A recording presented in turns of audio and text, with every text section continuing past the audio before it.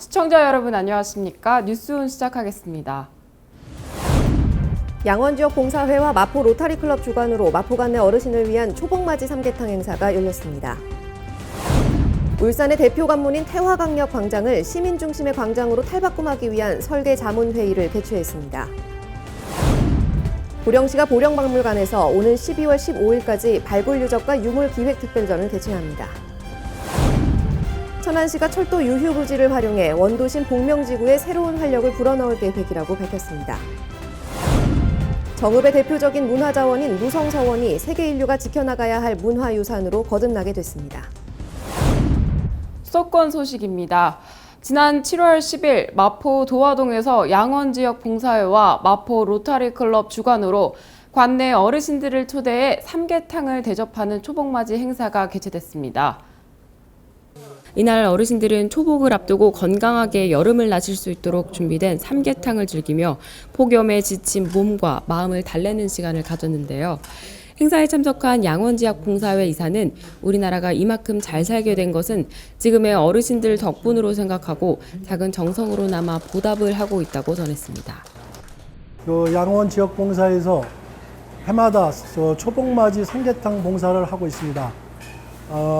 마포 관내에 한 500분을 초청해서 동마다 다니면서 이렇게 하고 있습니다. 오늘은 도화동에 와서 어르신들을 뵙고 좋아하시는 모습을 보니까는 내년에 또 와야 되겠다는 그런 생각이 듭니다. 양원지역 봉사회는 앞으로도 사회 취약계층, 독거노인 어르신들을 위해 온정의 손길을 나누고 배품을 실천하는 자리를 계속해서 마련할 것이라고 밝혔습니다. 한편 양원지역 봉사회는 1993년 창립해 독거노인 등 도움이 필요한 곳에 물질적 지원과 재능 기부를 통한 봉사를 계속해서 이어오고 있습니다.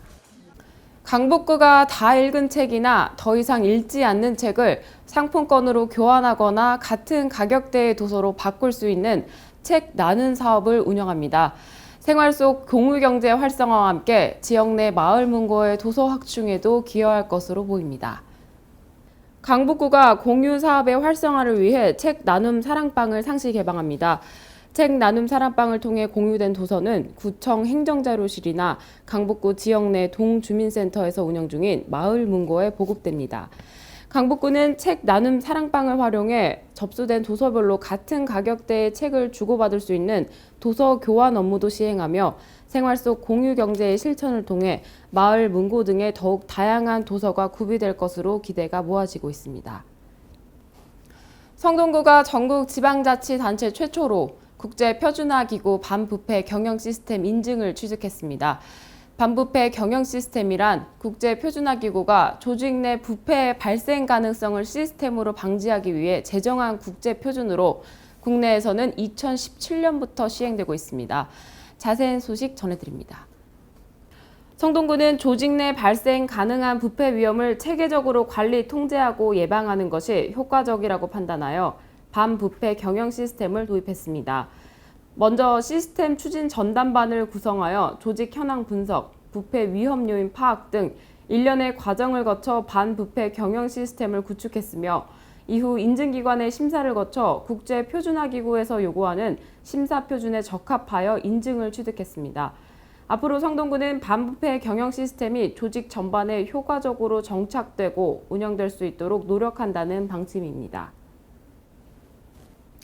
종로구는 구청 한의료홀에서 아동의 구정 참여권을 보장하고 아동 의견을 정책에 반영하기 위해 제1기 종로구 어린이 청소년 의회 발대식을 개최했습니다. 어린이 청소년 의회는 기존 종로구 아동참여위원회를 확대 재편한 것으로 아동 친화도시 조성과 관련된 정책의 결정 과정 전반에 참여하게 됩니다. 종로구 어린이 청소년 의회는 어린이와 청소년의 구정 참여권을 보장하고 그들의 실제 의견을 담은 정책과 사업을 추진하기 위해 구성됐습니다. 제1기 종로구 어린이 청소년 의회는 첫 발대식을 열고 어린이와 청소년이 함께 행복한 아동 친화 도시 종로를 만들어가기 위한 각오를 다졌습니다. 의왕 상공회의소에서 관내 기업인들을 위해 마련한 명사 초청 강연회가 성황리에 마무리됐습니다. 이날 강연회에서는 김상돈 의왕시장을 비롯해 신창현 국회의원, 윤미근 시의회장 등 100여 명이 참석했습니다. 강연회에서는 연세대학교 상담 코칭 지원센터 권수연 소장이 소통의 리더십 어떻게 가능할까라는 주제로 특강을 실시했으며 기업인들에게 소통의 리더십을 통한 기업 운영 방법 등을 구체적으로 설명했습니다. 의왕상공회에서 김철환 회장은 최근 경기 불황 등으로 중소기업들이 어려움을 겪고 있는데 이번 강연회가 기업 경영에 조금이나마 도움이 됐길 바란다고 밝혔으며 앞으로 기업인들과 소통을 통해 기업인들의 애로사항을 적극적으로 수렴하고 다양한 기업 지원을 위해 최선을 다하겠다고 전했습니다. 성남시는 청년들에게 희망을 주기 위해 일자리 사업부터 청년 지원센터 설립 등 다양한 분야의 지원을 진행 중인데요. 지난 4일 청년들의 목소리를 듣기 위해 청년 중심의 소통형 행사를 마련했습니다. 성남시는 4일 시청 너른목 광장에서 청년 200여 명과 함께 청년 희망도시 선포식인 청소공 및 청년 토크 콘서트를 개최했습니다. 다양한 분야의 청년들이 만나 서로의 생각과 경험을 공유하는 행사로 일부는 청년 공연팀 비보이, 인디밴드의 퍼포먼스로 화려하게 막을 열고 청년 대표의 청년 헌장 선언을 통해 성남시가 청년 희망도시임을 선포했습니다. 2부 청년희망 토크쇼에서는 청년들이 개인적인 고민부터 청년 정책, 경제 등 다양한 주제로 대화하고 소통하는 시간을 가졌습니다. 성남시는 청년들이 자신의 생각을 제안할 수 있는 통로를 확대해 청년들의 생생한 목소리를 귀담아 듣고 청년들에게 필요한 정책을 실현하는 데 최선을 다할 방침입니다. 다음은 강원도 소식입니다. 올해 10월에 개최되는 강릉 커피축제 집행위원장이 선임되면서 준비에 탄력을 받고 있습니다. 강릉의 커피거리는 한국관광 100선에 3회 연속 선정되는 쾌거를 이루기도 했으며 대한민국 최초로 커피축제를 개최한 곳이기도 합니다. 강릉문화재단은 주식회사 학산 테라로사 김용덕 대표를 강릉 커피축제 집행위원장으로 위촉했습니다. 강릉 커피축제 집행위원장에 민간인이 위촉된 건 이번이 처음입니다. 한편 강릉의 대표 축제로 자리매김한 강릉 커피축제는 올해로 11회를 맞이합니다. 10월 3일부터 6일까지 나흘간 강릉 아레나를 주무대로 펼쳐지며 글로벌한 축제로 도약하기 위해 준비에 만전을 기할 계획입니다. 횡성 농업의 미래 100년을 준비하는 횡성군 농업인 학습단체가 지난 28일 횡성 실내체육관에서 2019 농업인 학습단체 한마음대회를 개최했습니다. 올해로 7번째를 맞는 이번 대회를 통해 800여 명의 회원 간 화합과 소통의 장이 되었다고 하는데요. 자세한 내용을 김다은 리포터가 취재했습니다. 지역 농업의 선도적 역할을 맡아온 생활개선회와 농촌지도자, 품목별 연구회, 4H회 등 횡성군 농업인 800여 명이 한자리에 모인 가운데 지난 28일 횡성 실내체육관에서는 2019 횡성군 농업인 학습단체 한마음대회가 개최됐습니다. 횡성군 농업인 학습단체가 주관한 이번 대회는 회원 간 화합과 결속을 다지고 새로운 도약을 도모하기 위해 마련됐는데요. 오늘 하루 바쁜 일손을 잠시 내려놓고 반가운 얼굴들과 교류하며 몸과 마음에 새로운 활력을 충전합니다. 생활개선과 농촌 지도자와 사회H와 31개 장목별 품목 회원들이 모여서 한마음대회를 치르는 대회입니다. 저희 농사꾼들이 이 어려운 현실을 헤쳐나가기 위해 노력하고 화합하고 발전할 수 있는 계기를 만들기 위해서 이 대회를 마련하였습니다. 그동안 영농으로 고단했던 피로를 오늘 하루 신명나게 풀어버리고 새로운 기운을 얻는 하루가 되셨으면 좋겠습니다. 횡성군 농업인 학습단체 한마음대회는 2013년 6월 창립 이후 올해 7번째 대회를 맡고 있는데요. 농촌지도자 회원으로 구성된 둔내 꽃마을 농악대와 생활개선의 모두락 난타팀의 식전 공연에 이어 횡성군 농업인 학습단체 발전에 기여한 18명의 우수회원에게 표창배가 수여됐습니다. 하는 것은 없는데 우리 지역 발전과 우리 농민들을 위해서 더 열심히 하라는 상으로 받고 더 열심히 해야죠. 우리가 갑천면에서 지금 횡성군 도양마을 최우수마을로 지금 저희 마을이 지금 선정이 돼서 지금 우리 시골 고령화가 돼 있기 때문에 그분들의 생활에 터전에 보탬이 되면 밑그림을 지금 그리고 있는 상태입니다. 1부 개회식에 이어 2부에서는 농업인 학습단체 회원들의 화합과 소통을 다지는 체육 경기 및 화합 행사가 열렸는데요. 9개 읍면별로 팀을 나눠 스티로폼 볼 나르기와 한마음 한뜻 지네발 릴레이 등 다채로운 체육 행사를 진행하며 모처럼 즐거운 시간을 만끽합니다. 이렇게 무더운 날씨에 우리 농민들이 한자리에 모여서 즐겁게 한마당 잔치가 되니까 참 매일 즐거워요.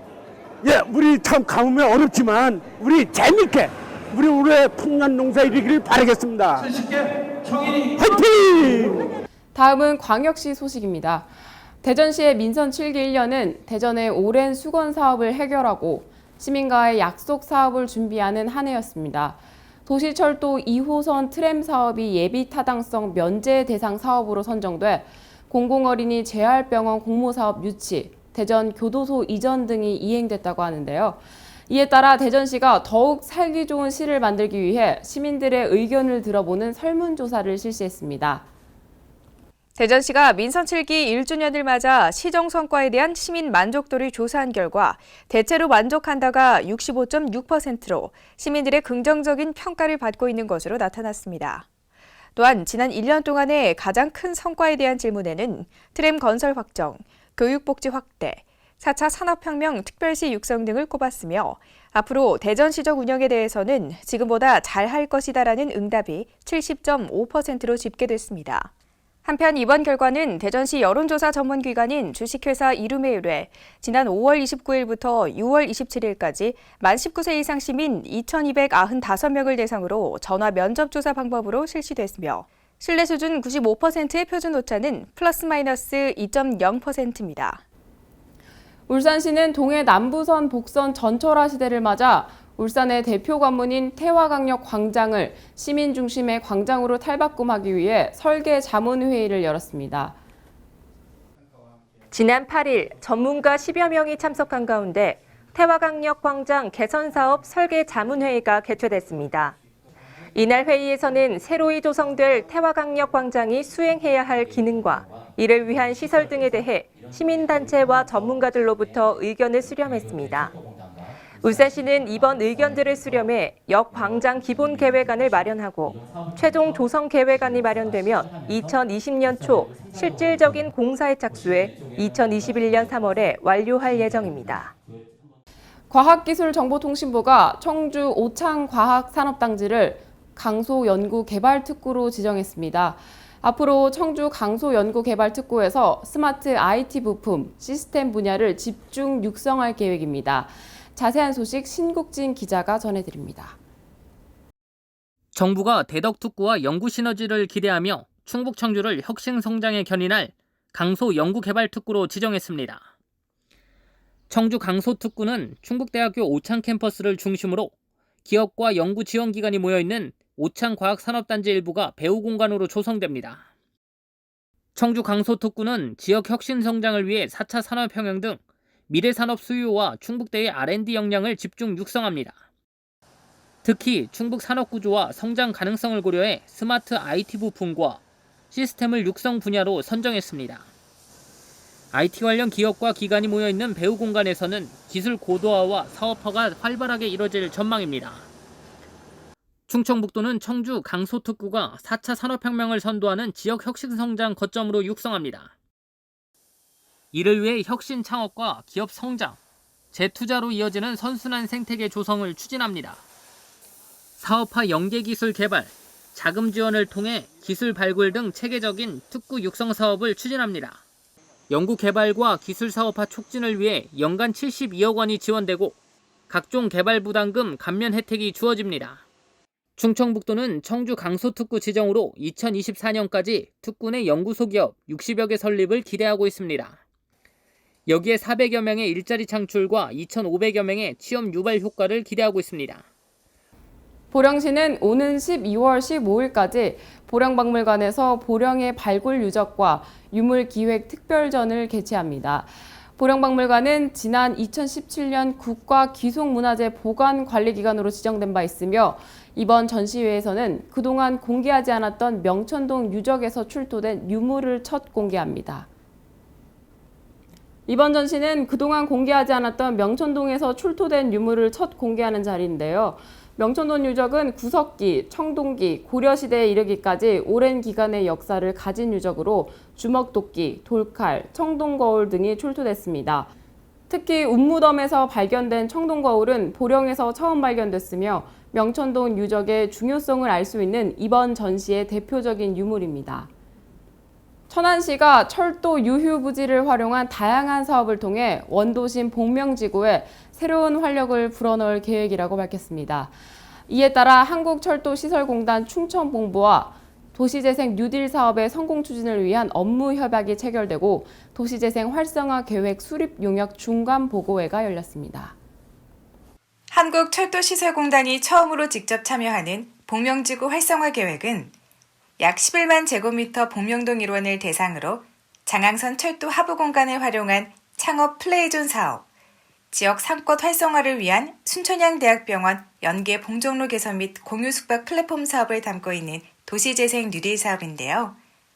천안시는 사업의 성공 추진을 위해 구본영 시장과 주민대표 등이 참석한 가운데 세부 계획의 실효성을 점검하고 문제점 등을 보완하기 위한 중간 보고회를 진행했습니다. 지역 활성화를 열망하는 주민의 기대가 매우 그런 높은 지역입니다. 이번 사업에 한국철도시설공단이 참여하게 됨으로써 뜻을 같이 해주시는 만큼 앞으로도 뉴딜 사업에 반드시 선정될 수 있도록 우리 모든 행정력을 집중해 나가도록 하겠습니다. 이어 진행된 천안시와 한국철도시설공단 간 업무협약식에서는 양 기관이 시유지와 철도 유휴 부지를 활용한 일자리 창출 및 지역경제 활성화 사업 등을 적극 발굴해 도시 활력 회복과 사회적 가치 실현을 위해 공동으로 노력해 나가기로 약속했습니다. 시는 올해 도시재생 활성화 계획을 마무리해 7월 말 국토부 공모 사업에 신청할 계획인데요. 뉴딜 사업에 선정될 수 있도록 모든 행정력을 집중해 천안 역세권, 남산지구 도시재생과의 연계를 통해 천안의 원도심 전체가 다시 활력을 되찾을 수 있도록 적극 노력하겠다고 밝혔습니다. 다음은 전라도 소식입니다. 일본 정부의 경제 보복 조치 이후 전북도민들의 소비 문화가 바뀌고 있습니다. 도내 240여 개의 중소형 마트가 주 회원인 전주 전일 슈퍼마켓 조합은 일본 제품 불매 운동에 동참하기로 하고 일본산 맥주와 담배 등을 진열대에서 철수, 유통업체에 회수를 요청했다고 전했습니다. 일본 정부의 반도체 소재 수출 규제 조치로 인해 국내에서 비판 여론이 높아지는 가운데 그 여파가 전북까지 확산됐습니다. 전일 슈퍼마켓 협동조합은 8일 모든 일본 제품 판매를 중단하고 전량 반품했다고 밝혔습니다. 조합원들은 200여 명의 회원과 가맹점까지 일본 제품에 대한 판매 중지와 함께 불매운동에 나설 예정이라고 말했습니다. 박찬영 협동조합 부장은 일본 제품 불매운동에 동참하면서 매출이 5% 정도 떨어졌다면서도 한 나라의 국민으로서 불매운동에 같이 동참하는 것 자체가 큰 의미라고 설명했습니다. 저는 우리 국민들이 지금은 내가 꼭 어떻게 보면 일본 제품을 계속 쓰다가 안 쓰면 불편할 부분도 있겠지만 정말 국민적인 차원에서 내가 좀 감수하더라도 우리가 일본의 역사를 똑바로 알 수 있도록 한 명 한 명이 모여져서 우리 전 국민의 힘이 모아진다면 아마 일본에서도 우리 대한민국을 무시보다고 또 다시는 그런 망언을 하지 않을 거라고 봅니다. 한편 일각에서는 전국적인 확산 운동을 위해 지자체 차원에서 나서야 한다는 목소리도 높아지고 있어 어떤 대응이 나올지 관심이 모아집니다. 지금까지 전북에서 강석훈이었습니다. KCL 호남본부가 광주광역시에서 사업 다각화를 위해 여수시 삼동지구로 이전하고 개원식을 가졌습니다. 앞으로 호남본부는 광주, 전남, 제주, 전북 지역을 총괄하는 지역본부 역할을 할 것으로 기대가 모아지고 있습니다. 한국건설 생활환경시험연구원인 KCL은 건설재료, 생활용품, 신재생에너지 등의 시험 검사와 인증 업무를 담당하는 산업통상자원부 국가기술표준원의 유관기관입니다. 앞으로 시험평가 장비와 시스템을 구축한 이후 여수 국가산당 기업에서 생산된 이산화탄소와 산업부산물을 이용해 제품을 개발합니다. 또 제품의 시험 분석, 평가와 검증 등을 통해 기업을 지원하며 오는 2021년까지 사업비 221억 원을 투입해 삼동지구의 이산화탄소 고부가가치 구축 사업을 추진합니다. 유서 깊은 문화유산의 고장, 정읍의 대표적인 문화자원인 무성서원이 세계 인류가 지켜나가야 할 문화유산으로 거듭나게 되었습니다. 자세한 소식 전해드립니다. 지난 6일 아제르바이잔 수도 바쿠에서 열린 제43차 세계유산위원회에서 칠보면 무성리 무성서원을 포함한 한국의 서원을 유네스코 세계유산 목록에 등재하기로 최종 결정됐습니다. 태산문화보존회와 지역주민 관계자들은 마을의 자락인 무성서원이 세계적인 유산으로 인정받아 정말로 기쁘고 자랑스럽다고 전했습니다. 정읍시 관계자는 무성서원이 정음을 넘어 전 세계 인류가 공동으로 지키고 전승해야 할 문화유산으로 가치를 인정받았다며 무성서원이 세계에 널리 알려질 수 있도록 많은 관심과 애정을 가져줄 것을 당부했습니다. 유진섭 정읍시장은 무성서원은 이제 한국뿐 아니라 세계 인류가 공동으로 지키고 전승해야 할 소중한 문화유산이라며 앞으로 소중한 문화유산이 안전하게 보존, 관리되도록 더욱 힘쓰고 무성서원을 찾는 탐방객들이 쾌적한 환경 속에서 편안한 마음으로 역사적 가치를 느낄 수 있도록 편익시설을 확충하고 주변 환경을 정비해 나가겠다고 말했습니다. 지금까지 전북에서 이채연이었습니다. 전주시가 미래 먹거리인 드론 산업을 키우기 위해 마련한 2019 드론 산업 국제 박람회에 3만여 명의 관람객이 다녀간 것으로 집계됐습니다. 또한 이번 박람회에서는 국내외 드론 관련 전문가들이 참여해 세계 드론 기술의 첨단 기술 흐름을 소개하는 국제 컨퍼런스도 함께 열렸습니다. 드론 국제산업박람회가 드론 축구 종주도시 전북 전주에서 열렸습니다. 전주시와 국토교통부는 전주 월드컵 경기장 2구역에서 김충수 전주시장과 국내외 드론 산업 관계자, 일반 관람객 등이 참석한 가운데 2019 드론 산업 국제박람회의 개막식을 가졌습니다. 이번 박람회는 드론 산업의 저변 확대와 신기술 발굴, 산업 발전 기반을 마련하자는 취지로 드론에 대한 다양한 기술을 선보여 눈길을 끌었습니다. 이 밖에도 박람회를 통해 개최국인 대한민국을 비롯 중국 DJI 기업, 일본 오토박스 등 해외 업체들을 포함한 국내외 80여 개 업체가 참가해 기술 및 각종 신제품들을 선보였습니다. 전주시는 이번 박람회 개최를 통해 첨단 산업도시 전주의 이미지를 확고히 다지고 드론 관련 지역 기업들의 혁신형 4차 산업화를 지원함으로써 지역 경제 기반도 한 단계 업그레이드 될 것으로 기대하고 있습니다. 지금까지 전북에서 이채연이었습니다. 진안군이 마이산을 세계 제1의 관광지로 조성하기 위해 박차를 가하고 있습니다. 진안군 관계자는 남부는 정적이면서 신비와 역사의 공간으로, 북부는 다양한 볼거리와 체험거리가 있는 동적인 공간으로 만들기 위해 총력을 기울이고 있다고 밝혔습니다. 자세한 소식 전해드립니다. 진안군이 최근 마이산 탐방로를 연인들을 위한 이색길로 새롭게 정비해 기대를 모으고 있습니다. 기존 탐방로는 도로와 보행로 구분이 없고 협소하여 보행에 불편함이 많았으나 친환경 적자재로 보행로를 정비하여 더욱 안전하고 편안하게 마이산의 접근성을 높였다는 평가를 받고 있습니다. 이 밖에도 올 10월 진안 홍삼축제 이전 완공을 목표로 시행 중인 마이산 북부 상가거리와 산약조타운 내 야간 경관 조명 사업 추진에도 박차를 가하고 있어 더욱 기대를 모으고 있는 상황입니다. 진안군 관계자는 마이산을 세계 최고의 관광지로 만들기 위해 문화체육관광부 관광자원개발국비와 전라북도 동부권 발전사업 도 군비를 투자하여 행정력을 집중하고 있다며 많은 성원을 부탁했습니다. 지금까지 전북에서 이채연이었습니다. 다음은 사건 사고 소식입니다. 지난 10일 가평군 청평리 대성리 계곡에서 차량이 추락하는 사고가 발생했습니다. 이 사고로 차량이 약 2m 아래로 전복되었고 동승자 1명이 구조되고 운전자는 스스로 탈출할 수 있었습니다. 부상자 2명 모두 병원에서 치료를 받고 있으며 자세한 사고 경위는 파악 중입니다. 지난 10일 오전 12시경 성남시 수정구 내곡터널 서울 방향에서 차량 화재가 발생했습니다. 운전자 A씨는 차량 운행 중 타는 냄새를 맡고 차량을 세웠는데 우측 바퀴 안쪽에서 소량의 불꽃과 검은 연기를 발견했다고 전했습니다. 다행히 인명피해는 없었고 정확한 화재 원인은 조사 중에 있습니다. 지난 11일 목요일 오후 2시쯤 수원시 영통구 영통동에서 차량 사고가 발생했습니다. 버스 운전기사가 졸음운전을 하여 정차 중인 오토바이와 인근 식당의 일부를 들이받은 뒤 지상 변압기를 추돌한 사고인데요. 이 사고로 경상자 3명이 발생하고 모두 병원에서 치료를 받고 있습니다. 웃음은 동물 중에서 유일하게 인간만이 지을 수 있는 화장술이며 인간관계를 가장 부드럽게 그리고 신뢰할 수 있게 해주는 평화의 메시지라고 합니다. 이번 한 주도 웃음으로 가득한 주일 되시기 바랍니다. 이상으로 뉴스온 마칩니다. 시청해주신 여러분 고맙습니다.